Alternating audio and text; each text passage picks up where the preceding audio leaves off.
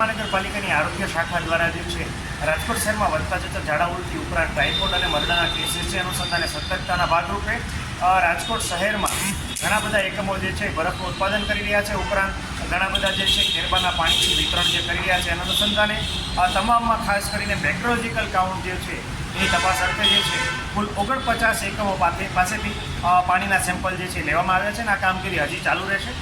આ સેમ્પલ લઈને PDU medical college ખાતે જે છે માઇક્રોબાયોલોજી ડિપાર્ટમેન્ટ ખાતે મોકલવામાં આવ્યા હતા અને એમપીએન કાઉન્ટ અને કોલિફોર્મ કાઉન્ટ જે છે આ બેડને ટેસ્ટ કરવામાં આવતા 39 એકમોમાં બેક્ટેરિયાની હાજરી છે એ ખૂબ નિયત માત્રા કરતાં વધારે જોવા મળી હતી અને અનસેટિસ્ફેક્ટરી રિઝલ્ટ આવ્યા હતા.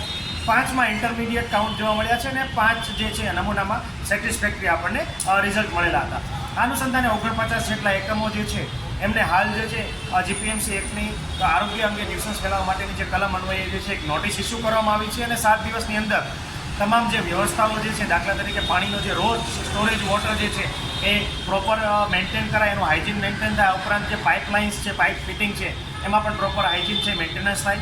રો વોટર જે વપરાશ કરી રહ્યા છે ક્લોરિનેટેડ પાણીનો જ વપરાશ કરે. આ ઉપરાંત જ્યારે વિતરણ થતું હોય ત્યારે ટ્રાન્સપોર્ટેશન પણ હાઇજીન કન્ડિશનમાં મેન્ટેન રાખે વગેરે બાબતે સૂચનાઓ આપવામાં આવી છે.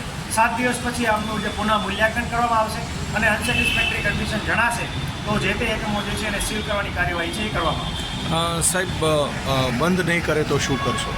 આગામી 7 દિવસ પછી પુનઃ જે નોટિસ પીરિયડ આપવામાં આવેલો છે નોટિસ પીરિયડ પૂર્ણ થયા બાદ એની પુનઃ ચકાસણી કરવામાં આવશે અને જો આવા એકમોમાં હજી પણ આવી પ્રકારની કોઈ પણ મિસપ્રેક્ટિસ છે માલુમ પડશે કે હાઇજીન મેન્ટેન નથી કરી રહ્યા, રો વોટર જે છે એનું ક્લોરિનેશન નથી કરી રહ્યા અથવા આરો પ્લાન્ટ જે વપરાશ કરી રહ્યા છે એના ફિલ્ટર અને એના હાઇજીન જે છે એ ચેક નથી કરી રહ્યા તો તમામ જે એકમો છે એની પુનઃ ચકાસણી કરીને સીલની કાર્યવાહી છે એ કરવામાં આવશે.